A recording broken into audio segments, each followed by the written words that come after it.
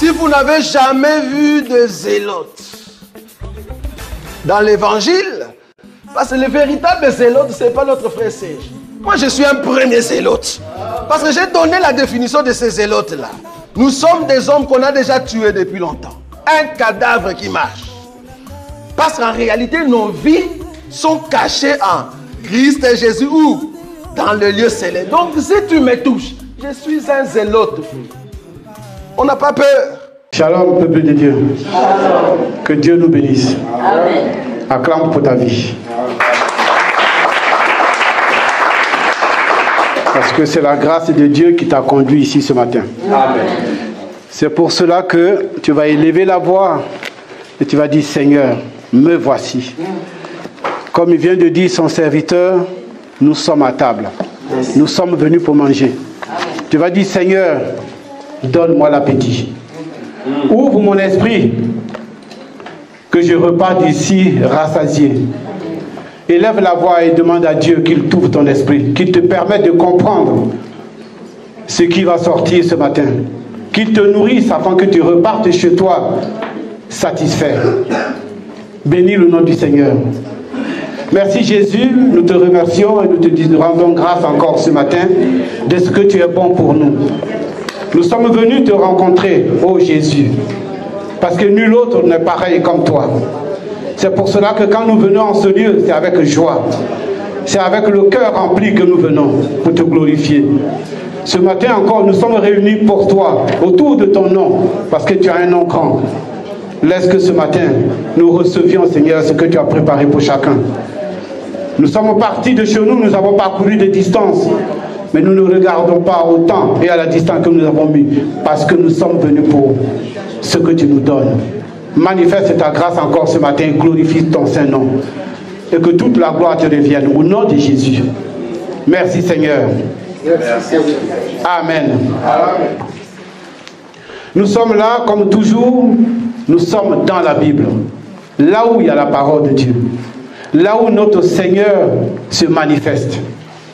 Et nous savons que ce livre est partagé en deux. La première alliance et la seconde alliance. La première alliance qui était conduite par Moïse, qui est la loi, et la seconde alliance, notre Seigneur, qui est la grâce. La loi en Israël était donnée pour conduire la société, pour une vie en société. Chacun devait respecter cette loi. Elle était un peu la constitution de la nation. Il y avait des règles, la loi avec plusieurs articles auxquels chacun devait obéir pour que la vie en société soit parfaite.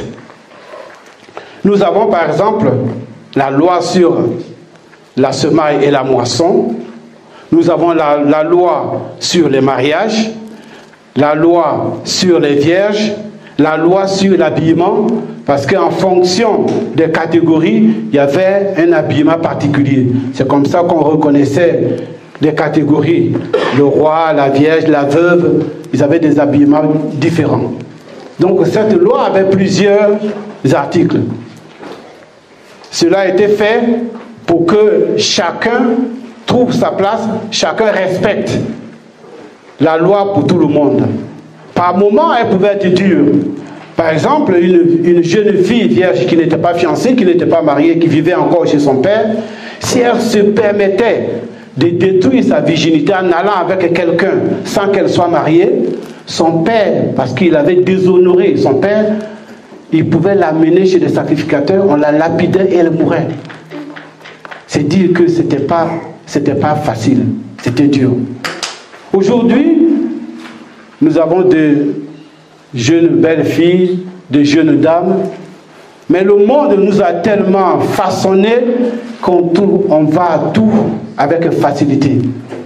On ne se dit pas il y a un danger derrière, parce que le monde est du McDo. Il faut manger vite, il faut aller vite. Et aujourd'hui, des fois même, nous devenons même le pain du McDo, tellement ça va vite. Mais tout ça, dans la loi, la Bible dit que c'était l'ombre des choses à venir. Et aujourd'hui, nous sommes dans la réalité, dans la grâce. C'est pour cela que nous allons prendre nos Bibles et nous allons lire une portion de l'Écriture et nous allons marcher sur cette portion ce matin. Nous allons prendre le livre d'Exode dans son chapitre 21, du verset 28 au verset 32.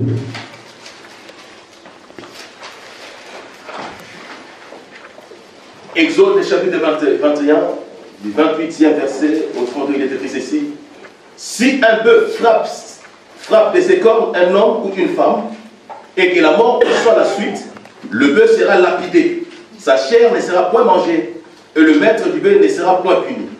Mais si le bœuf était auparavant sujet à frapper, et qu'on ait averti le maître qui ne l'a point surveillé, le bœuf sera lapidé. Dans le cas, on tuerait un homme ou une femme, et son maître sera puni de mort. Si on impose au maître un prix pour le rachat de sa vie, il paiera tout ce qui lui sera imposé. Lorsque le bœuf frappera un fils ou une fille, cette loi recevra son application. Mais si le bœuf frappe un esclave, homme ou femme, on donnera les 30 cycles d'argent au maître de l'esclave et le bœuf sera lapidé. Amen. Amen. Nous allons parler du bœuf, mais nous allons nous concentrer sur le dernier verset. Et je le relis. Mais si le bœuf frappe un esclave ou une femme, un homme ou une femme, on donnera 30 cycles d'argent au maître de l'esclave et le bœuf sera lapidé. Nous allons parler de bœuf, mais comme je le disais à mon entame, que la Bible parle de notre Seigneur Jésus-Christ. Parce que c'était les choses à venir. Et Moïse a dit, après moi viendra un autre prophète, écoutez-le. Mais quand Jésus arrive, celui qui est le prophète, qui est venu à la place de Moïse, l'Éternel lui-même va confirmer ce que Moïse avait dit. Le jour de la transfiguration sur la montagne, les apôtres vont entendre, celui-ci est mon fils, écoutez-le. Ça veut dire que ce que Moïse avait dit, l'Éternel lui-même le renouvelle pour que le monde, les gens comprennent que c'est celui-là qu'il fallait écouter. Notre Seigneur est celui-là qui devait venir. Et s'il s'agit de lui dans la parole, parce que lui-même, il va nous le dire dans Jean 1, verset 29, je crois, verset 39, on va le lire, pardon. Jean 5, 39, pardon. Merci frère.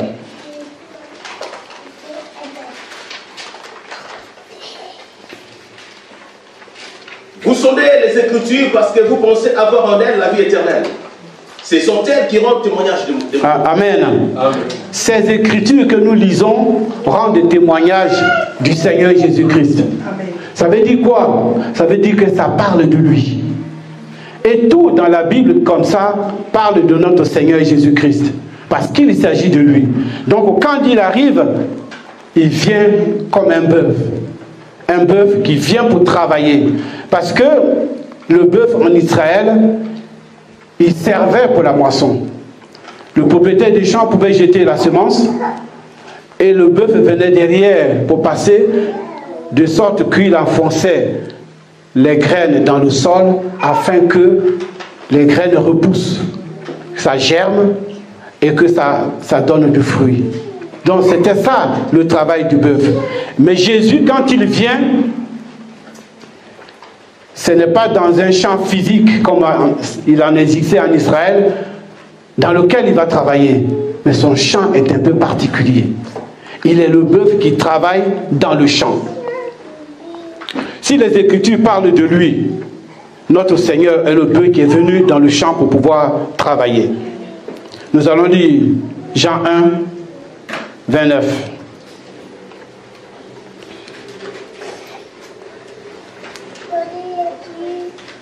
Le lendemain, il vit Jésus venant à lui et il dit, voici l'agneau de Dieu qui ôte le péché du monde. Amen. Là, on nous a dit qu'il est un peu. Mais voilà que Jean, qui voit Jésus-Christ, nous apprend qu'il est aussi un agneau.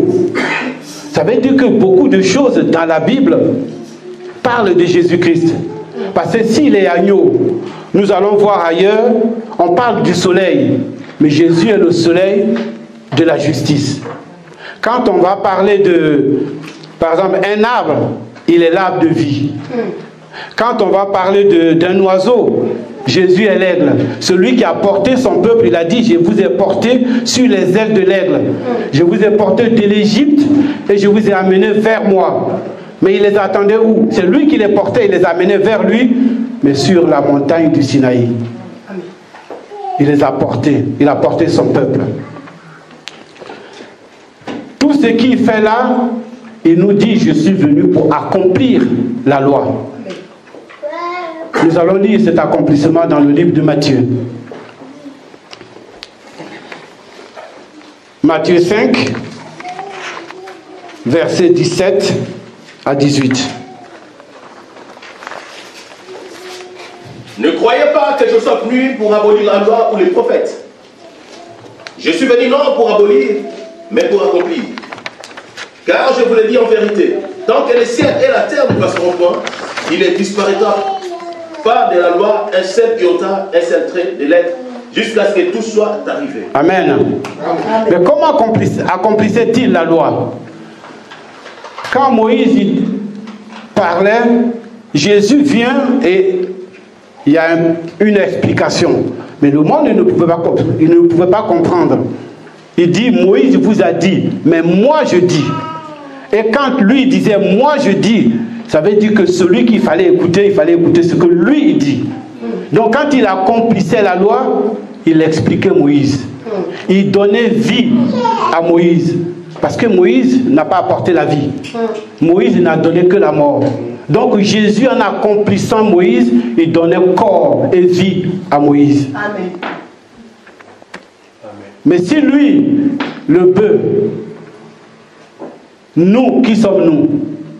Nous sommes les esclaves, puisque le bœuf tue des esclaves. Nous allons savoir, la Bible va nous dire qui est l'esclave dans la Bible. Romains 6, verset 16.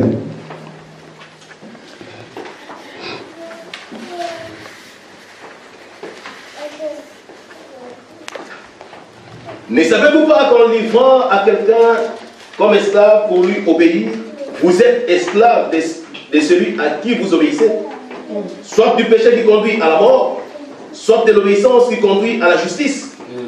Amen. Amen. Nous étions esclaves parce que nous avons hérité du péché d'Adam après la chute. Donc nous étions esclaves du péché. Donc nous étions des esclaves. Mais quand notre Seigneur vient, lui vient comme un bœuf. Le bœuf vient pour travailler.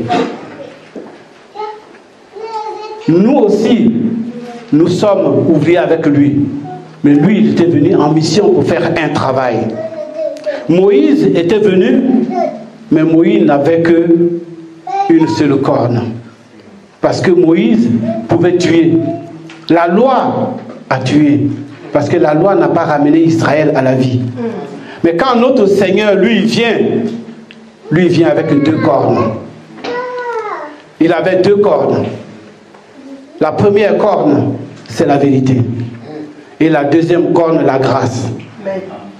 Donc, la Bible dit qu'il tuait les esclaves. Mais comment nous tuait-il? La corne vérité était là pour tuer et la corne, la grâce, était là pour ramener à la vie. Quand il tuait comment? Par l'enseignement. L'enseignement de Jésus était très dur. Personne n'arrivait à l'accepter. Parce que tous étaient habitués à Moïse. Tous étaient morts. Personne n'avait la vie. Donc quand il disait qu'il pouvait les ressusciter, pour eux, c'était de la blague. Ils n'avaient jamais vu ça. Mais ils oubliaient que lui, il avait deux cornes. Une qui tuait et une qui ramenait à la vie. Donc quand il disait qu'il pouvait les faire revivre, ils savaient ce qu'il disait. Mais pour eux, ce n'était pas possible. Parce qu'ils ont tellement mangé de Moïse qu'ils ne pensaient pas qu'il existait une autre corne qui puisse les ramener à la vie. Même que on a envoyé des huissiers pour aller le voir. Mais tellement qu'ils tuaient, ils ont pris peur. On leur demande, pourquoi ne l'avez-vous pas saisi? Voilà ce qu'ils vont répondre. Jean 7, dans le livre de Jean 7, verset 46.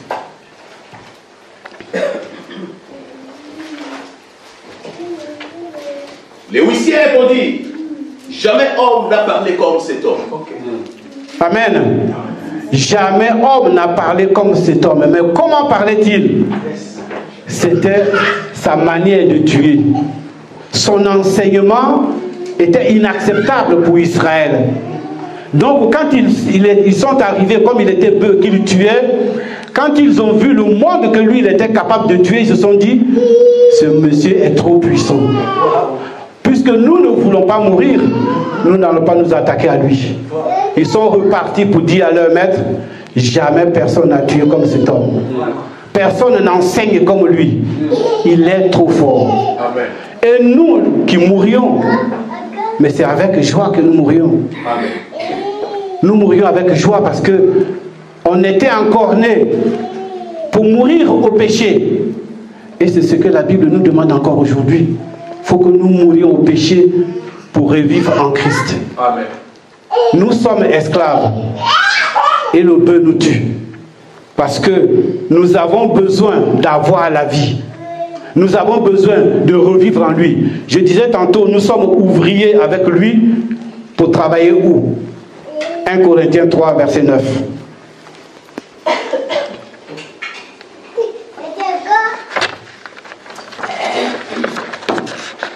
Car nous sommes ouvriers avec Dieu. Vous êtes le champ de Dieu, l'édifice de Dieu. Amen. Amen. Nous sommes le champ de Dieu. Or, quand on a lu au début, on dit le bœuf travaillait dans le champ. Il enfonçait les graines dans la terre.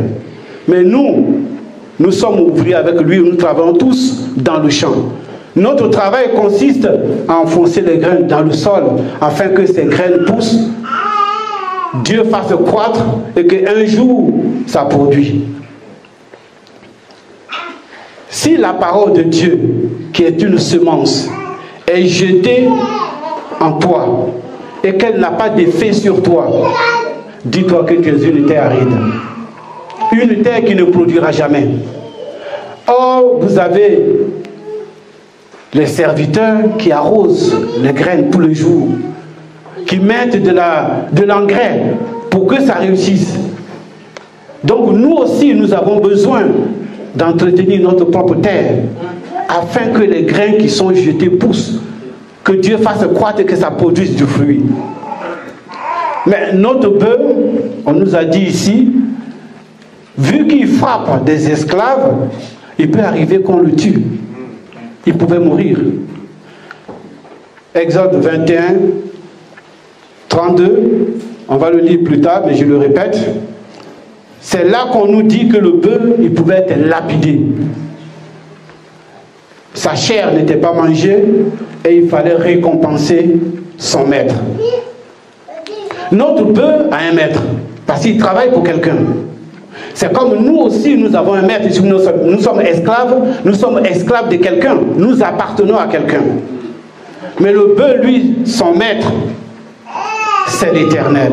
Celui qui l'a envoyé. Parce que c'est dans son champ qu'il travaille. Mais nous avions un maître. Notre maître, c'est le malin. Parce que nous sommes prisonniers du péché. Et notre maître, c'est le malin. Le bœuf qui va être lapidé, c'est le serviteur de Dieu qui va être tué à la croix. Parce que tous ceux à qui appartenaient les esclaves n'étaient pas contents du travail que faisait le bœuf. Parce que je disais tout à l'heure, son enseignement sortait les gens du péché et les amenait à la vie. Donc il fallait le détruire parce qu'il devenait gênant. Les maîtres perdaient leur avantage. Donc il fallait que le bœuf disparaisse. Dans ce cas de figure, le maître du bœuf, c'est l'Éternel. Nous, à nous, notre maître, c'est le malin. Mais puisque quand le bœuf était là, l'Éternel lui-même n'était pas là et le malin n'était pas là, ils avaient des représentants. C'est pour ça que Christ a dit un jour à Pierre, arrière de moi Satan, tu mets un scandale. Mais il était où Satan?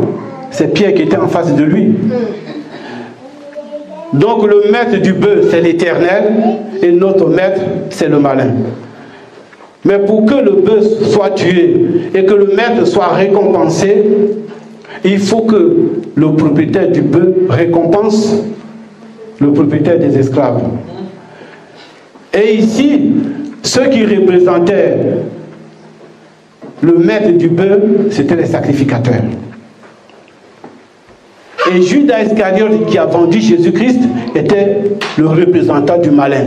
Donc à Judas, il fallait payer un prix, parce que le bœuf avait tué ses esclaves pour le récompenser.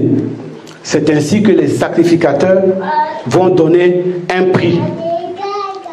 Mais Moïse avait déjà fixé le prix de l'animal, 30 sicles d'argent. C'est pour cela que notre Seigneur a été vendu à 30 sicles d'argent. Il a été payé à 30 sicles d'argent pour nous racheter. Et cet argent a été donné au maître des esclaves, c'est-à-dire Judas Iscariote, qui représentait le diable. C'est lui qui a reçu l'argent. Donc il a été récompensé. Mais le bœuf a été tué. Et le bœuf est mort. Mais la Bible dit aussi quelque part que le bœuf qui a été tué, on pouvait aussi le dérober. Il était encore vivant, mais quelqu'un pouvait le dérober. Ça faisait partie des règles de loi dans la vie en Israël pour régler la vie en société. Celui qui volait un bœuf pouvait restituer 5 bœufs. Celui qui volait une brebis, il rendait 5 brebis, 4 brebis, pardon.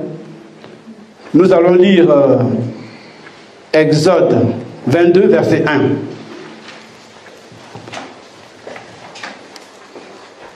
Si un homme dérobe un bœuf ou un agneau, et qu'il égorge ou les vende, il restituera 5 bœufs pour le bœuf et 4 agneaux pour l'agneau. Amen. Amen.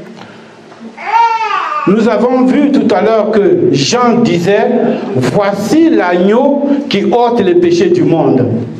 Mais il parlait de qui? Il parlait de notre Seigneur. Et nous venons de voir là que notre Seigneur est aussi un bœuf.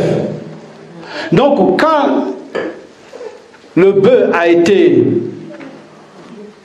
dérobé, 2 animaux en même temps ont été dérobés.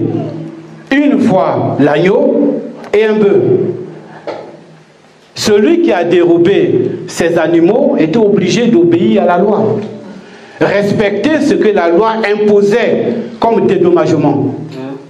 Quand il vole l'agneau, il faut qu'il restitue 4 agneaux. S'il vole un bœuf, il doit en restituer 5. Puisque le Seigneur était en même temps un agneau et un bœuf, mais qui c'est qui l'a dérobé? C'est notre Dieu lui-même. Parce que c'est lui qui a enlevé Jésus-Christ. Le jour après sa résurrection, il est monté aux cieux. Mais c'était l'enlèvement.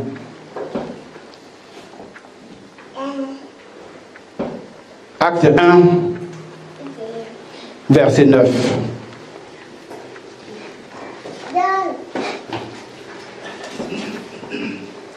Après avoir dit cela, il fut élevé pendant qu'il les regardait. Et une nuée les déroba à leurs yeux. Amen. Amen. Une nuée le déroba à leurs yeux. C'était une manière de le voler, de le cacher. Parce que dans la nuée, les apôtres ne pouvaient plus le voir. Le bœuf avait disparu. Donc il a été dérobé par Dieu. Mais qui c'est qui avait donné le bœuf? C'est l'Éternel lui-même. C'est lui qui est le maître du bœuf et c'est lui qui est le Père de notre Seigneur. Donc lui-même, il dérobe son bœuf. Mais ce n'était pas la première fois qu'il agissait ainsi. Nous voyons que Dieu amène Adam, mais c'est encore lui qui piège Adam pour qu'il tombe. De sorte que lui-même, il relève Adam. C'est pour ça qu'il amène le bœuf et lui-même il le dérobe pour obéir à sa propre loi. Donc il était obligé de restituer 5 bœufs. Lesquels les 5 bœufs? Éphésiens 4, 11.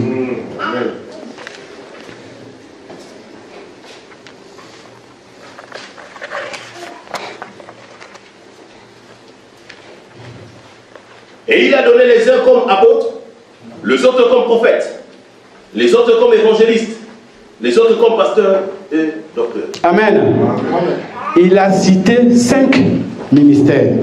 Ça, c'est ce que la Bible nous enseigne. Mais nous avons aujourd'hui d'autres serviteurs qui sont les serviteurs du voisin d'à côté, qui ont inventé d'autres ministères. Ils ne sont peut-être pas dans la Bible, peut-être que, vu qu'ils sont serviteurs du maître d'en face, c'est peut-être le nom de ces serviteurs qu'ils ont donné.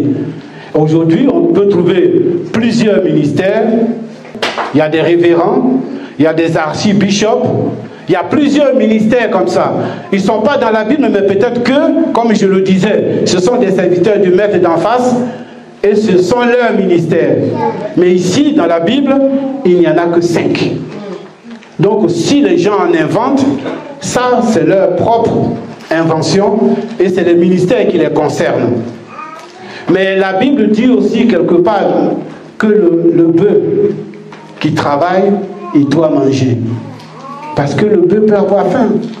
Quand il a fait enfoncer les graines, il peut arriver qu'une graine traîne et il mette son museau pour manger. Son propriétaire n'a pas le droit de le punir pour ça. On va lire ça dans Deutéronome 25, verset 4.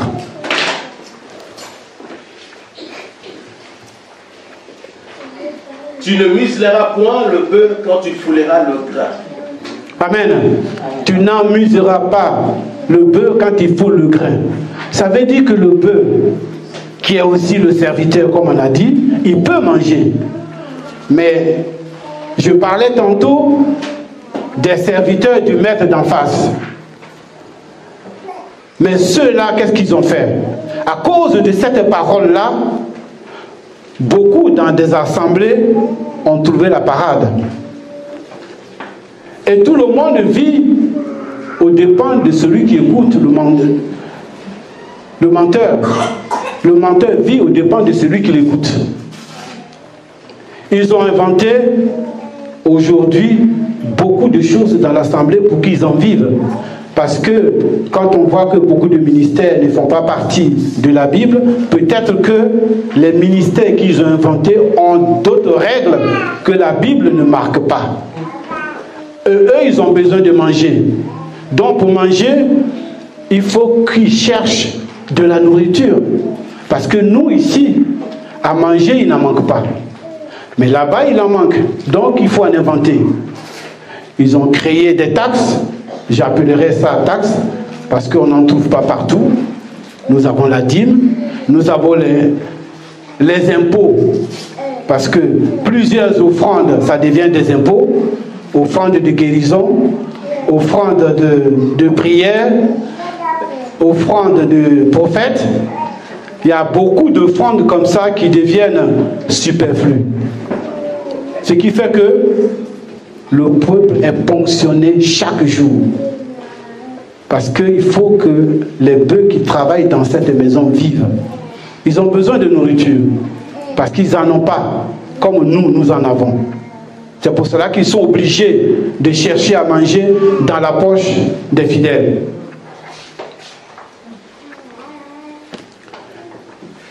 La Bible dit aussi que notre Seigneur est né dans une étable. Une étable, c'est une petite crèche. C'est une crèche. Il est né dans une crèche. On va le lire d'abord dans Luc 2, versets 6 à 7.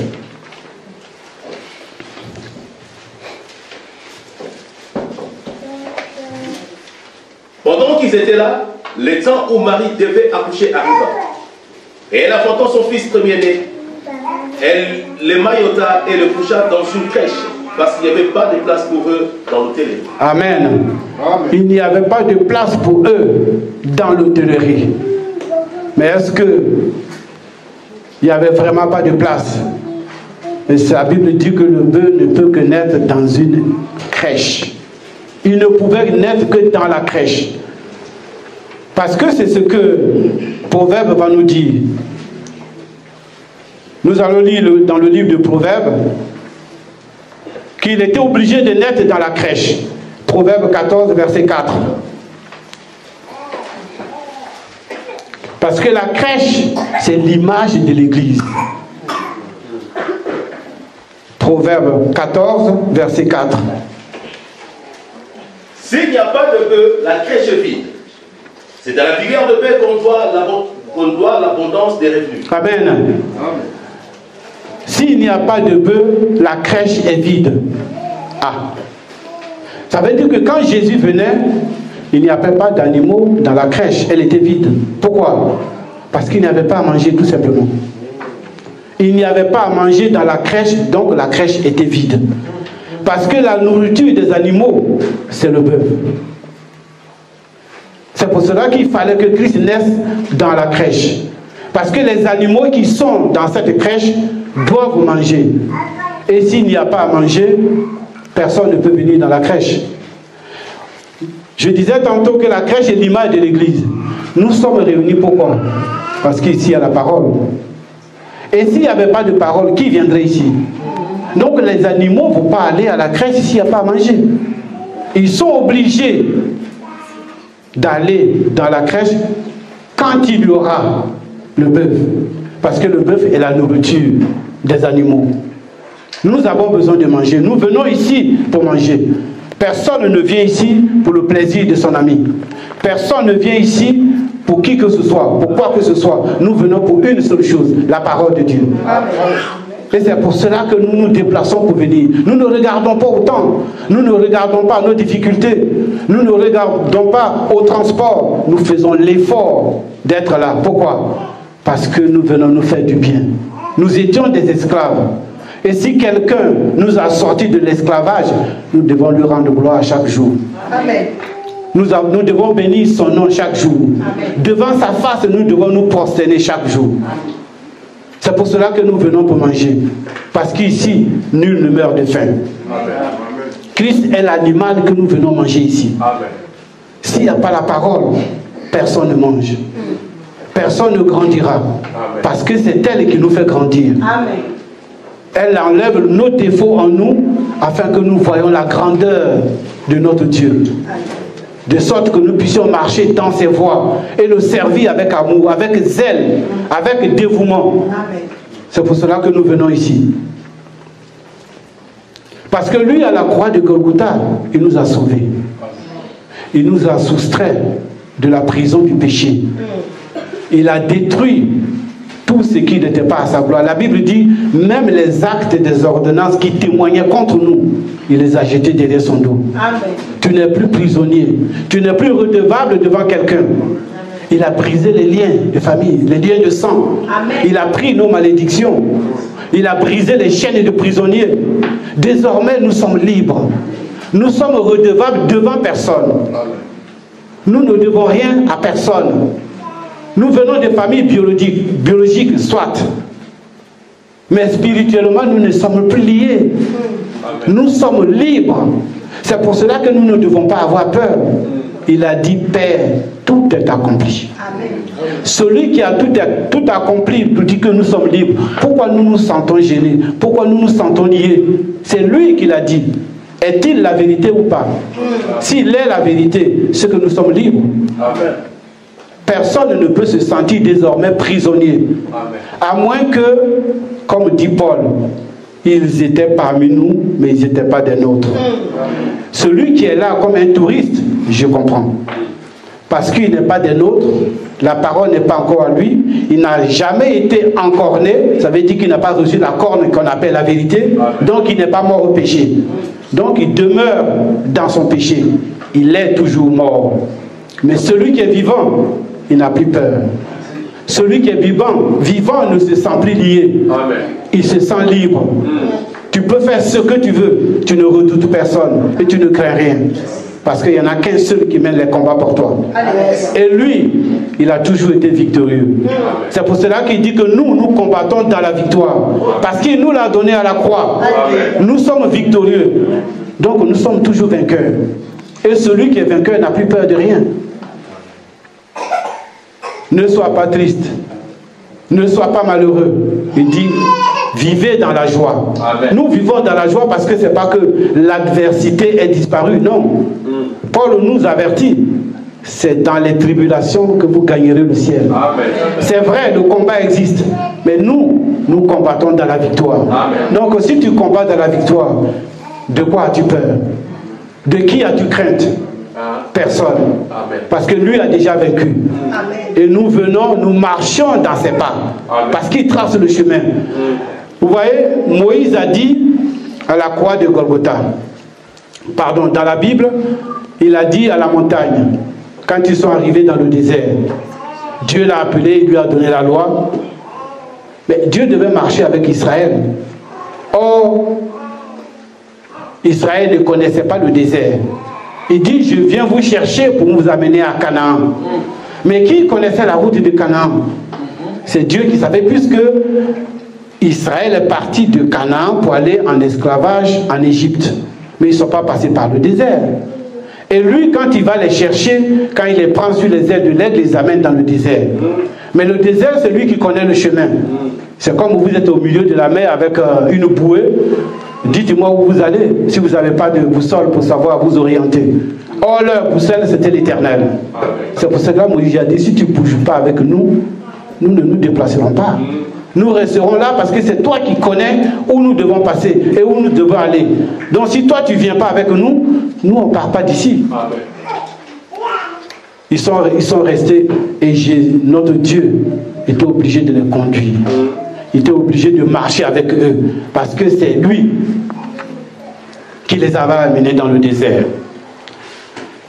La Bible dit que notre Dieu a été enlevé. Il a été enlevé, pourquoi? Parce qu'il avait fini sa mission. Sa mission étant de tuer les esclaves, il avait fini sa mission. 3 ans et demi. Et il a été enlevé. Mais nous qui sommes esclaves, en nous, nous-mêmes, nous avons encore en nous d'autres esclaves que nous devons faire tuer. Parce que la parole est restée, puisqu'elle est aussi notre Dieu, elle est avec nous pour continuer le travail. Elle est là pour continuer le travail. Et chaque jour, nous avons des bœufs en nous que la parole doit toujours encorner, que la parole doit tuer. En nous, il y a des défauts. Nous avons des péchés. Nous avons des défauts. Donc ces défauts-là, il faut que ça meure en nous. Si la parole ne nous a pas transformés, c'est que les bœufs en nous ne sont pas morts. Ils sont toujours vivants. Et s'ils sont vivants, ça veut dire que nous ne serons jamais transformés. C'est pour cela que la parole est là pour faire le travail en nous. Amen. Qu'est-ce que la parole doit tuer en nous? Elle doit tuer le vol. Elle doit tuer le mensonge. Elle doit tuer la rancœur. Elle doit tuer la jalousie. Elle doit tuer la méchanceté. Tout ce que nous transportons comme fardeau, ce sont des esclaves qui sont en nous. Et que la parole doit anéantir. Et que la parole doit tuer. Parce que si nous pensons pouvoir rejoindre notre Seigneur pour vivre avec lui, il faut que beaucoup de choses meurent en nous. Amen. Nous avons besoin de ce travail-là en nous. Parce que si ce travail n'est pas fait, nous ne serons jamais transformés. C'est comme si nous ne sommes pas convertis. Et nous avons besoin d'être transformés. La véritable circoncision du cœur, c'est cette circoncision qui nous sort du monde. Parce que quand la Bible dit nous sommes dans le monde, mais nous ne sommes pas du monde, c'est qu'il y a des choses qui sont normales dans ce monde et qui pour nous sont des défauts. Pour nous sont des esclaves qu'il faut éliminer, qu'il faut tuer. Et nous avons besoin que ces esclaves-là meurent. La transformation, le changement. Nous avons besoin de revivre en Christ. Parce que si nous demeurons dans le péché, nous sommes morts. Et nous avons besoin de vivre. Vous savez, un jour, un jeune riche vient voir notre Seigneur Jésus-Christ et il lui demande qu'est-ce qu'il faut faire. Qu'est-ce qu'il faut faire pour revivre, pour marcher avec toi. Tu veux venir avec moi? Parce qu'il dit quelque part que chacun porte son fardeau. Chacun doit porter sa croix. Sa croix à lui, c'était les biens de ce monde, les trésors qu'il avait. Vends tout ce que tu as, lui dit Seigneur, et viens. Mais il en aurait plus dans le futur, dans le ciel. Mais ce jeune avait été touché. Pourquoi? Parce que son regard était fixé sur ce qu'il avait sur cette terre. Il ne savait pas qu'il y avait un trésor céleste. Et c'était le trésor impérissable. Parce que le trésor du ciel ne périt pas. La Bible dit il n'y a pas de teigne, il n'y a pas de rouille. Mais lui, il avait beaucoup de biens sur terre. Il n'a pas voulu que ses biens soient encornés. Que la parole détruise ses biens parce qu'il avait un bien non périssable dans les cieux, par lequel il pouvait vivre mieux. Et ce jeune perdu, parce qu'il avait beaucoup de biens, dit la Bible. Ne regardons pas aux biens que nous avons sur cette terre. C'est pour cela que nous sommes tous passés par là. Quand nous sommes dans les assemblées, quand nous prêchons les richesses du monde, quelque part tu te dis, mais est-ce que je suis dans la vérité? Mais en réalité tu es perdu. Parce que nous devons regarder à la montagne, à la croix de Golgotha. Parce que quand Israël était dans le désert, la Bible dit il y avait des serpents mouvants. Quand tu étais mordu, il fallait regarder vous jetez le regard sur le serpent des reins qui était sur la perche. Nous aujourd'hui dans les tribulations, notre regard est sur la croix de Golgotha. Mais quand on te fait courber la tête pour regarder les trésors, tout ce qui est sur la terre, tu ne peux pas guérir. Pourquoi? Parce que tu risques d'être mordu. Parce que les biens ne te sauveront pas.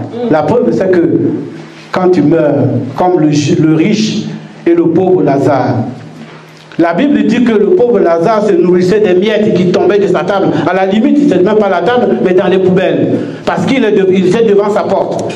Donc l'autre mangeait ce qu'il jetait lui. Il était plein de lèpre. Il n'était pas beau à voir. Et il n'y avait que des chiens pour lécher ses plaies. Mais le riche, il était bien. Il avait tout ce qu'il lui fallait. Mais quand ils sont morts tous les deux, la Bible dit que le riche, il avait été enseveli. Mais Lazare a été porté dans le sein d'Abraham. C'est comme lui n'avait pas été enterré. On dit qu'il a été porté. Du coup, on a oublié son corps à lui qui est parti dans le sol. C'est ça qui nous perd. Parce qu'on croit que quand on parle des cieux, on pense que nous allons aller avec notre propre corps et nous allons montrer nos biens que nous avions sur terre. Non, les biens sont restés sur la terre. Mais quand le riche a vu que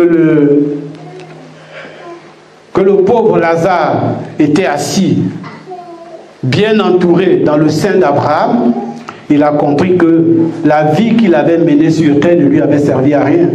Mais qu'est-ce qu'il a dit? Père Abraham, demande à Lazare d'aller dire à mes frères de ne pas suivre mon chemin. Parce qu'il pensait que sur la terre, Lazare était pauvre, il pouvait marcher sur lui, faire ce qu'il veut. Il voulait encore donner des ordres là-bas. Mais il a oublié que l'esclave, c'était lui. Le pauvre, c'était lui.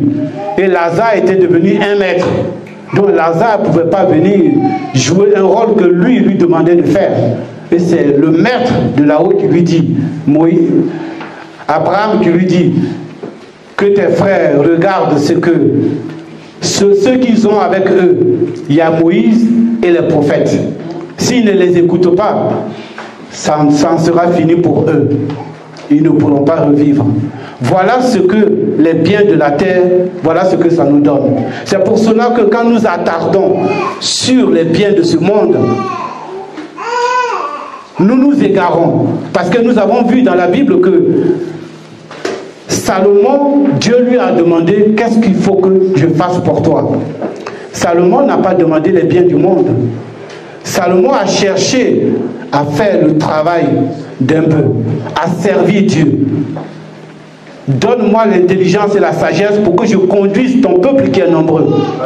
Alors quand notre Seigneur, l'Éternel a vu que son souci c'était de le servir, il lui a donné tout ce qu'il fallait. Jusqu'à aujourd'hui, la Bible nous dit personne n'a été riche comme le roi Salomon. Ça veut dire que demander les choses de ce monde ne mène nulle part. Ça ne nous permet pas de sortir de ce monde, ça ne nous permet pas de revivre en Christ. Parce que les biens ne font que nous font regarder que le sol et nous ne voyons pas la lumière. En fait, c'est comme nous regardons Dieu par le dos. Comme Moïse dans la loi. Il a vu Dieu de dos. Donc nous sur la terre, ceux qui cherchent que les biens, ils ne regardent que Dieu dans le dos. Parce qu'ils n'ont pas la lumière. Comme dans la traversée de la mer Rouge, quand le peuple sortait de l'Égypte. La parole dit la nuée qui éclairait Israël par la lumière à l'avant, cette nuée était des ténèbres à l'arrière d'Israël pour empêcher l'Égypte d'avancer. Donc l'Égypte regardait Israël de dos. Il voyait l'Éternel de dos, mais dans les ténèbres.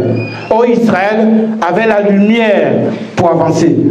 C'est comme ça, quand on cherche les biens de ce monde, c'est comme ça que nous voyons Dieu. Nous ne le voyons pas parce que nous sommes de dos. Donc sa lumière ne nous éclaire pas. Nous avons besoin de la lumière devant. Et cette lumière, c'est celle que nous venons chercher ici.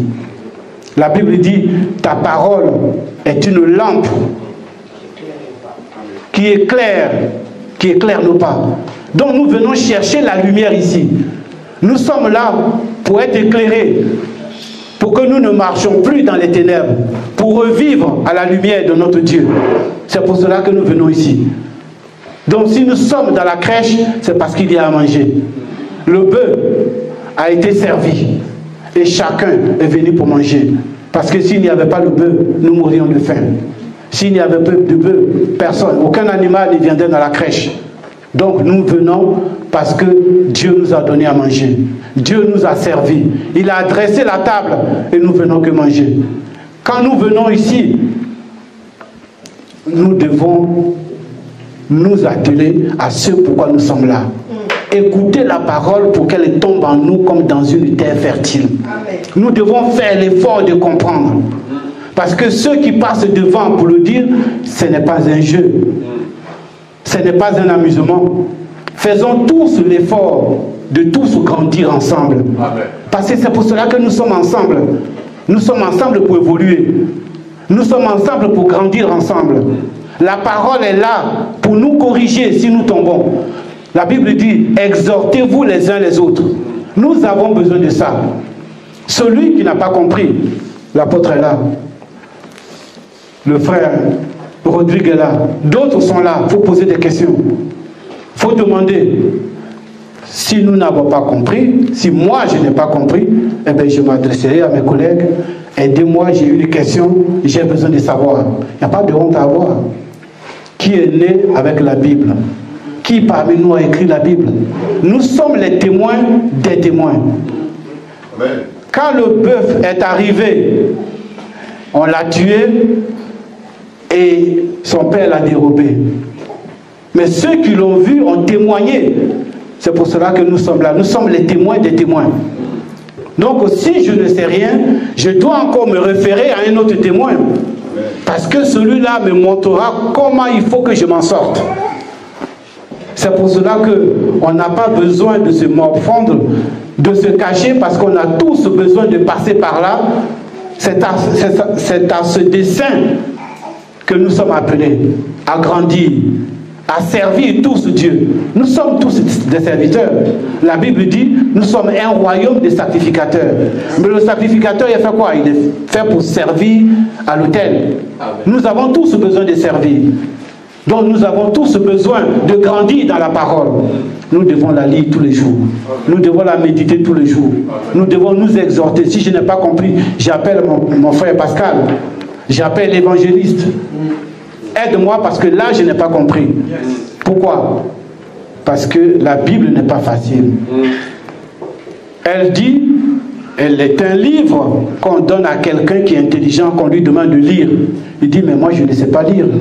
Pas qu'il ne sache pas lire, puisqu'il est instruit. Il sait lire. Mais parce que le livre est codé. Il est cacheté. Les Écritures, Jésus s'y cache. Donc on a besoin de le découvrir. Mais quand on donne aussi à quelqu'un qui ne sait pas lire, qui n'est pas instruit, qui dit je ne peux pas, ça peut se comprendre.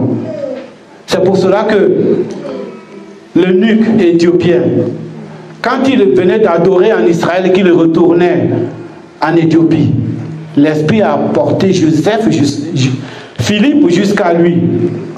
Mais quand Philippe lui demande, sais-tu ce que tu lis? Qu'est-ce qu'il lui répond? S'il n'y a personne pour m'expliquer, comment je pourrais comprendre? Amen. Mais l'eunuque éthiopien n'était pas un illettré. L'intendant des biens de la reine, on pourrait l'appeler aujourd'hui ministre de l'économie. Comment il ne sache pas lire?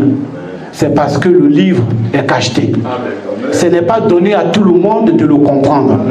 Mais ceux qui ont eu cette grâce, nous devons aller à leurs pieds, comme les apôtres étaient au pied du Seigneur, pour dire, là je n'ai pas compris. Qu'est-ce que ça veut dire? Il n'y a pas de mal à cela. On nous a envoyé un bœuf pour nous encorner, pour nous sortir de notre léthargie, pour nous sortir de nos péchés, pour nous sortir de nos défauts, pour nous réveiller, pour nous ressusciter de la mort, puisque le péché nous a tués. Nous avons besoin de renaître. Nous nous cachions à la limite comme Adam dans le jardin. Dieu demande, Adam, où es-tu? Adam dit, je me cache. Mais il a été caché par quoi? Par le péché. Amen. Le péché nous fait sortir de devant la face de Dieu. Donc si nous sommes là, dans la crèche, ne nous gênons pas, mangeons, parce que c'est pour cela que la nourriture a été apportée. N'ayons pas peur de nous nourrir. C'est pour ça que nous sommes venus. Donc nourrissons-nous afin que nous grandissions. Les grains ont été jetés.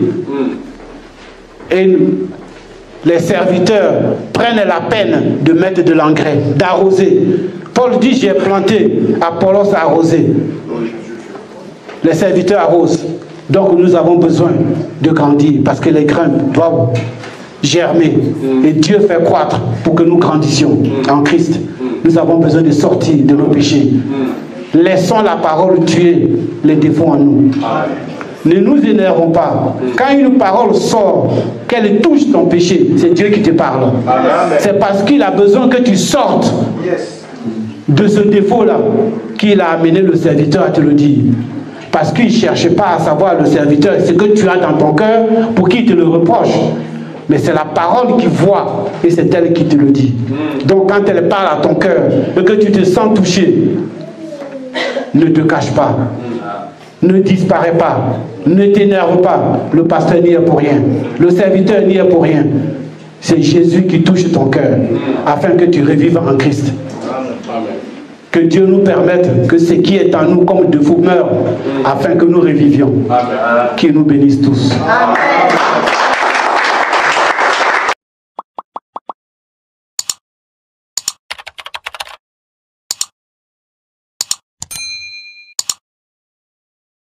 Nazakomata